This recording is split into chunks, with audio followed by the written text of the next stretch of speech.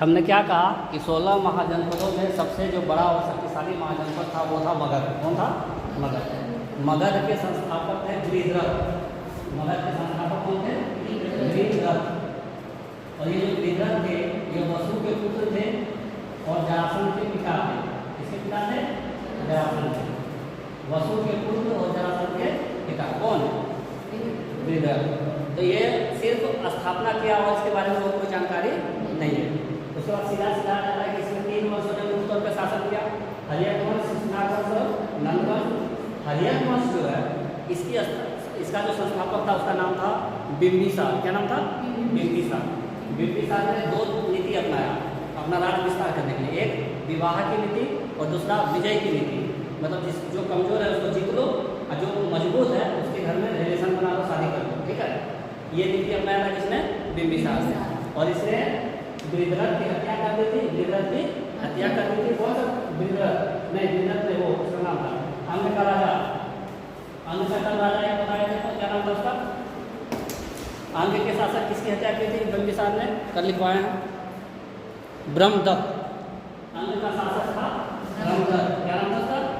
ब्रह्मदत्त। इसको हत्या कर दी किसने? बिंबिसार ने। और अंग को मगध में मिला दिया था। अंग को मगध में मिला दिया था।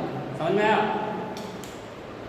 बिंबिसार ने अपना राज्य को बढ़ाने के लिए 2 नीति अपनाया था। एक विस्तार की नीति, मतलब जो कमजोर जगह है उसको जीत लो, और दूसरा विवाह की नीति, वैवाहिक संबंध के द्वारा उन लोगों को अपने समर्थन में कर लो। ठीक है, तो उसको सबसे ज़्यादा कमजोर व्यक्ति को मिला ब्रह्मदत्त। ब्रह्मदत्त जो कहाँ का राजा था? अंग का। तो इस पर अटैक किया और ब्रह्मदत्त को मार दिया और अंग को मगध समाज में मिला दिया। ये काम था बिंबिसार का। ठीक है, बिंबिसार का और भी चीज़ें बाद में पढ़ेंगे। उसके बाद बिंबिसार का एक पुत्र था, उसका नाम था अजातशत्रु। क्या नाम था? अजातशत्रु। अजातशत्रु ने क्या किया? बिंबिसार को पहले मार दिया। अपने बाप को मार दिया। मारने के पीछे कारण था कि ये इसके अनुसार से नहीं चल रहा था। इसका नाम था अजातशत्रु। तो जब मार दिया उसका अपने बाप को और फिर राजा बना। इसका और भी कहानी है कि क्यों पुनीत कहा जाता है, अजातशत्रु को पुनीत क्यों कहा जाता है, वो सब अभी हम लिखवाएंगे। तो अगला टॉपिक लिखो आराम से। क्या लिखेंगे? हर्यक वंश। पहले मगध साम्राज्य लिख करके हर्यक वंश लिखना। तो लिख तो लिए ना मगध। लिख लियो, टॉपिक लिख लिया। और हर्यक वंश लिख करके डैश दो। हर्यक वंश लिख करके डैश दो। हर्यक वंश लिखा है, हर्यक वंश लिख के डैश दो। एक नंबर वाला हर्यक वंश।